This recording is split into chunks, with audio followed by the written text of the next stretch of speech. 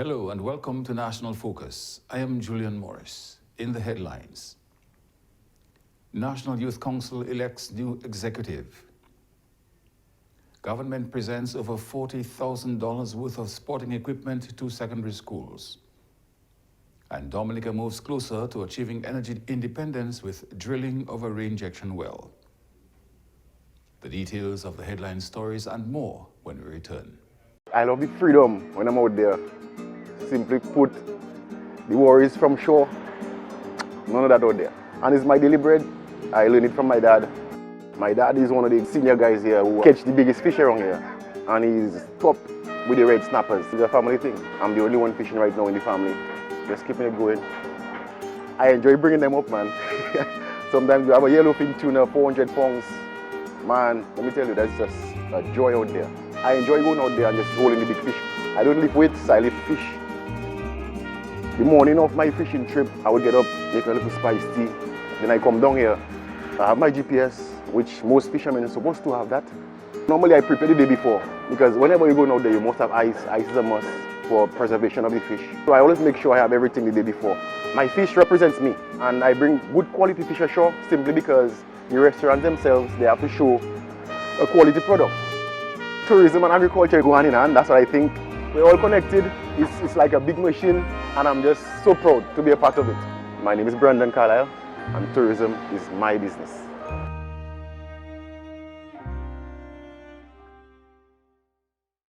Welcome back. Youth leaders have spoken and elected a new National Youth Council executive led by Fire Lander. More in this report from Adicia Burton. A newly elected executive of the National Youth Council of Dominica, NYCD, has been presented. The elections took place at the NYCD General Assembly on the 18th of March 2023 at the Cabrits National Park. The General Assembly took place under the theme Igniting Youth Leadership and hosted 112 registered youth delegates. Outgoing president of the NYCD, Ashman McDougall, did not contest any executive positions this term, but will continue to provide support to the newly elected executive. The outgoing council announced a 3-month transition period, which will allow for the transfer of executive power to the new team. Ms. McDougall spoke of the accomplishments of the outgoing NYCD executive for their 2021 to 2023 tenure. Through the efforts of the National Youth Council, we have recognized a revitalization of district youth councils, of the Kalinago Youth Council, obviously, through the efforts of our Kalinago Youth representative, Ms. Adicia Burton. We have also had the first hosting of a National Youth Parliament. From inception, this is the first executive that has actually recognized a successful sitting of a National Youth Parliament. The NYCD 2021 to 2023 executive established a National Youth Directory, hosted multiple capacity building workshops for youth development, reintroduced the National Youth Awards after a 5-year stint, and oversaw the increased formation of youth groups across the island. Ms. McDougall says she hopes the newly elected executive will get the opportunity to work on projects they missed during their tenure, such as the revision of the National Youth Policy. Minister for Culture, Youth, Sports and Community Development, Honorable Greta Roberts, pledged the support of her ministry to youth development. We are all very proud of the achievements of the National Youth Council over the last 2 years. The reality is that in some countries, young people are not even allowed to express their opinions. But here in Dominica, the National Youth Council affords our youth the opportunity to have a voice.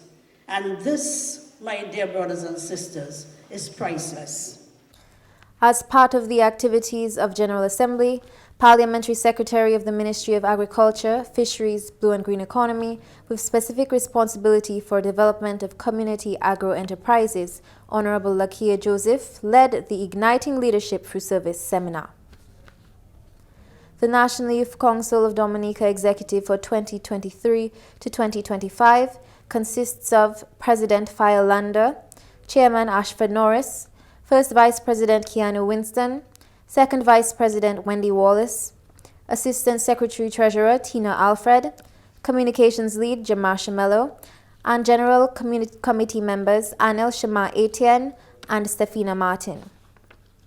The positions of General Secretary, Treasurer, Diocesan Youth Representative, Differently Abled Representative, Male and Female Student Representatives, and Kalinago Representative will be appointed and announced at an official inauguration ceremony for the NYCD Executive. Adicia Burton for the Government Information Service. The Ministry of Culture, Youth, Sports and Community Development, through the Sports Division, has equipped 12 secondary schools with athletic kits. The presentation ceremony of the sporting equipment took place at the Windsor Park Sports Stadium on March 20. Minister for Culture, Youth, Sports and Community Development, Honorable Greta Roberts, made her remarks on the distribution of the athletic kits to the schools. Through the Sports Division, we have gone the extra mile to procure 380 uniforms on behalf of our track athletes at a cost of way more than $40,000. This will ensure that 12 secondary schools across the island will benefit through the provision of the kits that will enhance their comfort levels and, of course, lead to enhanced performance. Minister Roberts announced the construction of a new sporting facility to advance athletics in Dominica.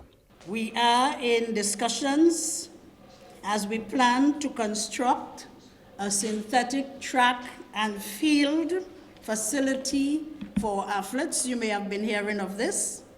We believe that our track athletes need a home, so this facility will serve as the headquarters of athletics in Dominica. It is our intention to have this facility at Portsmouth, and you may have seen the spot already, so we are putting plans in place, hoping that by November, our track and field will take place at our new synthetic track. Coordinator of the Sports Division, Mr. Trevor Shillingford, said he looked forward to seeing the impact of the new equipment on the upcoming performances of the athletes. Now, as we prepare for our secondary school championships, which will take place on Wednesday and Thursday this week, we expect to see our students properly attired, but we also want to encourage the schools to take care of the kids. The kids should not be placed in the hands of the students. After the meet, they should be returned to the schools so that they can be kept for future events. So let's ensure that when we return in October for the Independence Schools Athletics Meet, that the students again will be properly attired. Mr. Shillingford is concerned about the poor participation of the secondary schools at athletic meets. He hopes to not only see greater participation of schools, but more support from their fellow alumni at future sporting events. A permanent solution is the next step to addressing the water concerns of the people on the East Coast. An over $70 million EC water sector strategic development project is a priority focus in building resilience in the water system. Water systems were severely affected on the East Coast following a number of severe weather events, with the latest being the November 6th trough system. The Ministry of Public Works, Public Utilities and the Digital Economy hosted a community consultation in Casa Bruce on Thursday to bring residents up to date on the developments. General Manager of DOWASCO, Mr. Bundetinov, says the first phase of the project was to engage an international consultant on the project. To provide services in terms of resilient designs, in terms of estimates, to recruit contractors to undertake the works to be done. So one of the things that was done was the consultants, of course, together with the WASCO, we formed a project management unit just for that purpose. The consultant, using a World Bank framework called the Infrastructure Priority Framework, prioritized a number of water systems for intervention, including Casa Bruce. Casa Bruce was among the #1 priority. The project has suffered a setback in light of the surprising results obtained in the bidding process. having opened those bids, realized we're in a lot of problems. We had commitments to begin implementation works. You would have seen pipes being laid, new intake being constructed, and we were looking at an intake where there's a lot more water, the irrigation intake. We were going to rehabilitate and expand that intake so that we could provide water for the community and even improve supply for the irrigation system. But when the bids came back and we opened those things, I mean, everybody, including the Caribbean Development Bank, which is the institution supporting the UK government on this project and assisting the WASCO in trying to get this thing done, we were surprised at the amounts, the significant increase in the bid quantities. Not 1.5 times, not 2 times, I mean several times over what we estimated, or the Germans estimated. Though the bidding process has delayed the progress of the project, Mr. Etinoff is confident that the project will be completed within the set time frame. There's a time frame in which we must draw down all of those funds. And so we are working with the government of Dominica on this. I've had discussions with the Ministry of Public Works. I've had discussions with the Ministry of Finance, even the Finance Minister himself on this. And so we are hoping to fast track that. We're just waiting on the approval. We cannot do anything really in terms of getting those funds before we get the CDB approval, the Caribbean Development Bank approval, on the way forward. Dominica will join the rest of the world in observance of World Water Day on Wednesday, March 22. This year, the focus of the UN observance is on accelerating change to solve the water and sanitation crisis.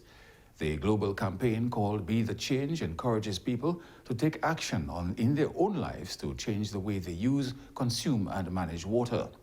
To commemorate this observance, the Dominica Water and Sewage Company, DOWASCO, will host a week of activities. We begin Monday and Tuesday with school visits and school presentations, and really what that is some of our staff will be going to various schools around the island to do presentation on water management, water use, explaining to students how water comes from the catchment to our taps at home. And also we will be inviting schools to come to our Antrim treatment sites to get an understanding as to how the whole operation works in terms of treating water. On Wednesday, which is World Water Day, we will be having a mini exhibition in Portsmouth. DOWASCO will also show appreciation to their customers during the week of activities. In our Roseau and Portsmouth office, we will be giving our customers refreshments and just letting them know that we appreciate them, we appreciate their business. On Thursday is another flagship event, and that is our debate, the annual debate that we have. Usually it's among the students of the Dominica State College, but this year we have invited another school to partner with us, to join us, and so we have another college from Portsmouth, that's the Academics School of Learning. They will be debating the Dominica State College at the UE Open Campus Auditorium. The topic this year is DOWASCO should become a private entity. The Academic School of Learning is proposing that statement and the DSC is opposing. And then on Friday, to culminate Water Week, we will be having a grand exhibition at the Botanic Garden. The theme for this year's celebration is accelerating change through cooperation and partnership. This year, emphasis is being placed on forging partnerships in accelerating the attainment of Sustainable Development Goal 6. That is very important because anyone who has been following anything about water knows that there are the Sustainable Development Goals which have been established by the UN, and the Sustainable Development Goal number 6 speaks to water and sanitation for all by the year 2030. And the world right now is significantly behind that. We still have billions of people who don't have access to water. And so for us in Dominica, it's very important to continue having the conversation on preserving water. World Water Day, observed every year since 1993, also aims to raise awareness of the 2 billion people living without access to safe drinking water. Geothermal development in the Roseau Valley is promising to transform the face of energy production in Dominica. The Dominica Geothermal Development Company has been at it for some time now, since it was established in 2012 that the resource was present. Geothermal energy is believed to be a source of energy which is more dependable, provides a more steady power supply, and is endlessly renewable. But as the managing director of the Dominica Geothermal Development Company, Fred John, says, the journey has been long and difficult, but it's worth it. Recently, government achieved another milestone in geothermal development with the drilling of a reinjection well in Loda. Managing director of the Dominica Geothermal Development Company explains why the process towards geothermal energy has taken so long. One, our terrain. It's not a surprise we have a terrain, but the terrain does interesting things to commercial agreements. I'll give you an example. In 2019, with the help of the World Bank, a 7 megawatt power plant was planned for Loda. Went all the way to tender. And then the terrain kicked in. As in the prices that came back were so high for the civil works, because we were trying to go from Loda to Wharton Waven to reinject, as I said, you've got to reinject this stuff back into the reservoir, and the cost of the civil works was so high that had to be cancelled. Besides the difficulties with the terrain, finding the right commercial partners who will see the project through is a must, as they can pose some unforeseen setbacks. Renewable energy, it takes money. It takes money up front, and afterwards it's pretty cheap. But to build it, it takes a lot of money. They all do. So you need commercial partners unless you have some other form of investment. And we have had several disappointments with our commercial partners over the years. Why? The most recent one, we're working with a group of 3 companies, large companies. But the most important one in terms of their technical capability and the anchor of that team, they decided to pull out of geothermal. Okay. Nothing to do with Dominica. It's around the world, they just strategically left the geothermal business. Okay.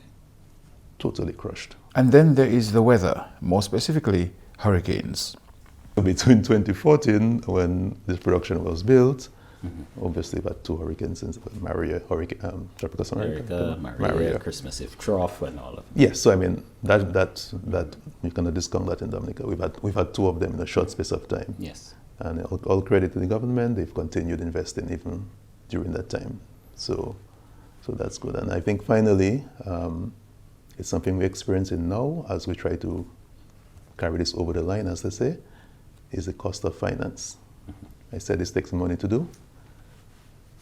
You need to, one of the objectives of this project is to reduce the cost of electricity in Dominica. Yes. And to do that, you need affordable finance. Mr. John says drilling is the focus of activities happening on the ground in Loda right now. I mentioned we had 3 test wells in 2012. In 2014, government drilled 2 more wells, 1 production, 1 reinjection. The reinjection well is not usable based on where it is and all of the difficulties we had, so we needed to find a new reinjection well location. Yes. We found an appropriate place in Loda with the help of our external advisors. That's just right next to the Loda Church. Yes, For those of you familiar with Loda. So an injection well is being drilled there as we speak. Drilling of that re-injection well has started. It started on Friday night. He says a backup production well was drilled in December of last year. Before you can start drilling, you have to create what's called a well pad. So for the last many months, we've had ACE Engineering actively building these 2 well pads so that drilling could happen. What is the well pad? It's taking a piece of the mountainside and making it as flat as this table, so that a 65-ton drilling rig and all of the generators and all the pieces of equipment can safely work on it. Yes. That's what a well pad is. Okay, and you had to build 2 of those. We had to build 2 of them, 1 for the production Yes. and 1 for the injection. So you mentioned the backup production well. Drilling on that has finished. It's finished at the last week of December. Was that successful? As of now, we say yes. You are watching National Focus. More when we return.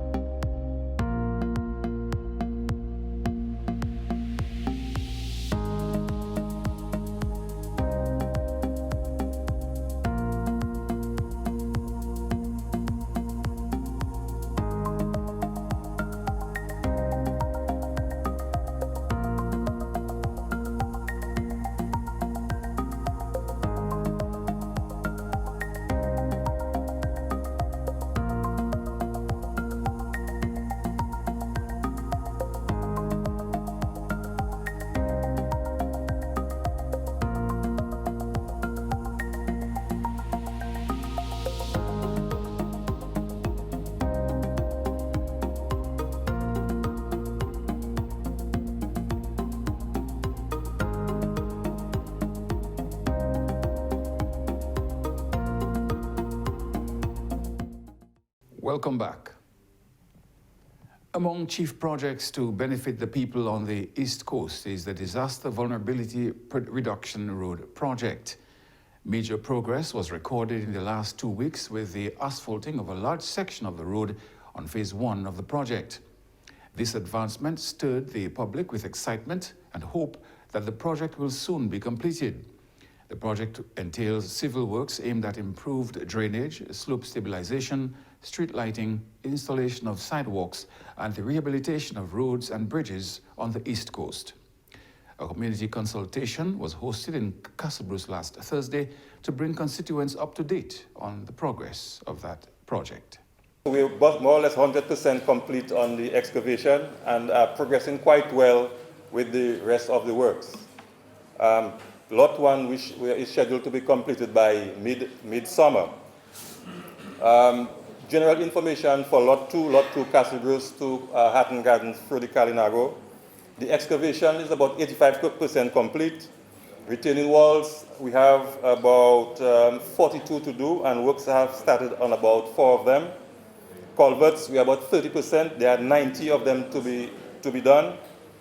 The concrete drainage have not yet started, but they will start by September.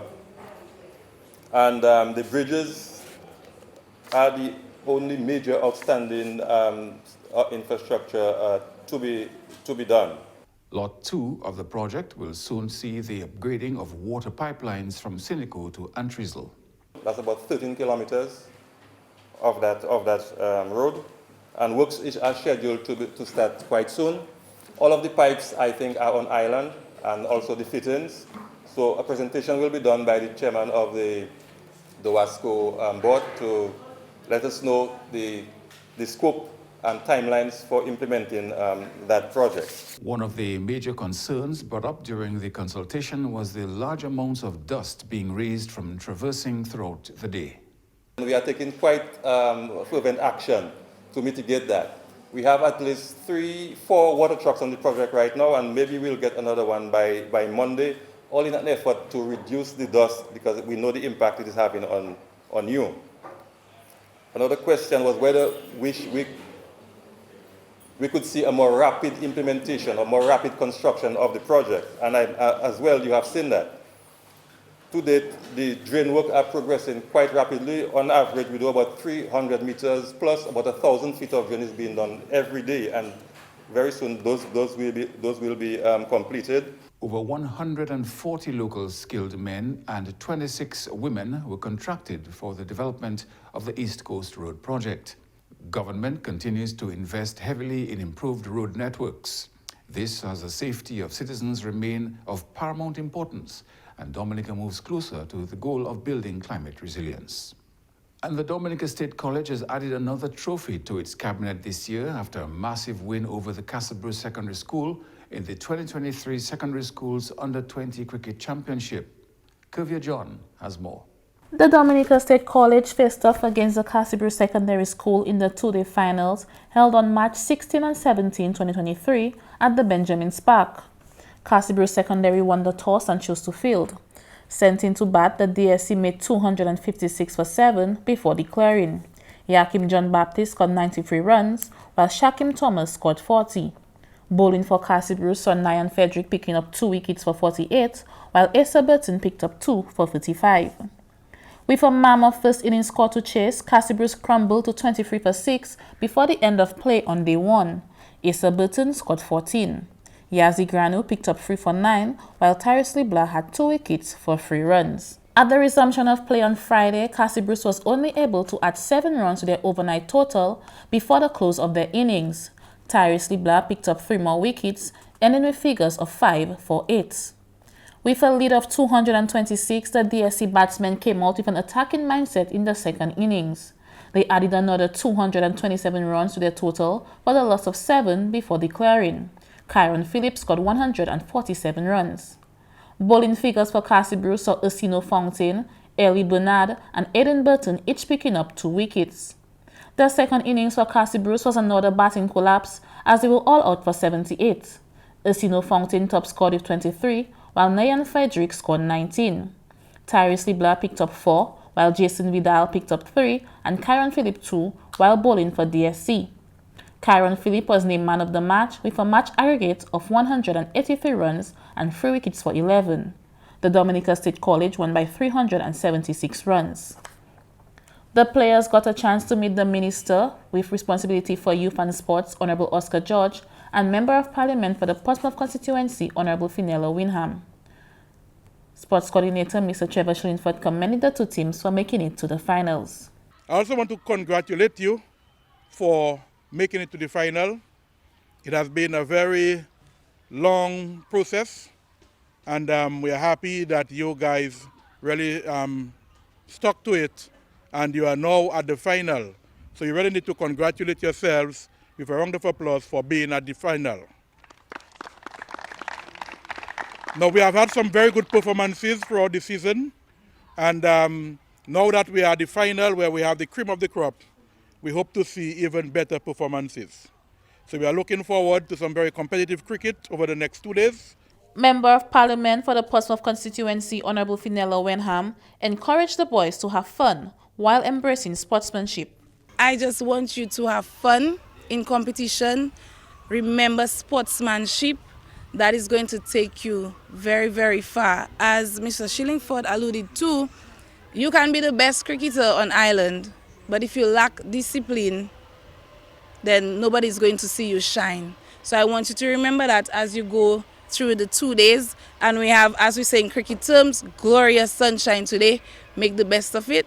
The Sports Minister, Honorable Oscar George, encouraged the young cricketers to take advantage of the opportunities being made available with leagues like these. He urged them to play their best and be disciplined regardless of the results. Discipline is all.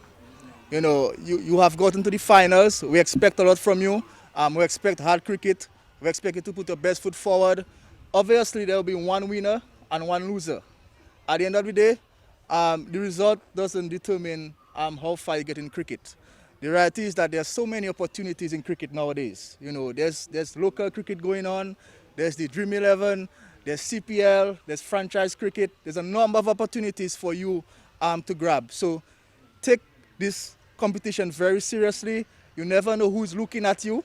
You may perform today and you may catch the eye of a selector and you might be selected for the national team. So take your cricket very seriously, respect the other players, and take advantage of all the opportunities that we are providing for you to advance your cricket. The Casibru Secondary School won the toss and chose to field. Sent into bat, the Dominica State College amassed 256 for 7 before declaring. Yakim John Baptist scored 93 runs, while Shakim Thomas scored 40. Bowling for Casibru saw Nayan Frederick picking up 2 wickets for 48, while Asa Burton picked up 2 for 35. With a mammoth first innings score to chase, Casibru scrambled to 23 for 6 before the end of play on day 1. Asa Burton scored 14. Yazi Granu picked up 3 for 9, while Tyrese Libla had 2 wickets for 3 runs. The second and final day began at 10 a.m. on Friday, March 17. Kuvia John for the Government Information Service. And that's all for this edition of National Focus. Be sure to follow GIS Dominica on Facebook, YouTube, and on Twitter. You can also drop us an email at gis@dominica.gov.dm. From all of us here on the GIS News Production team, I am Julian Morris. Thanks for watching.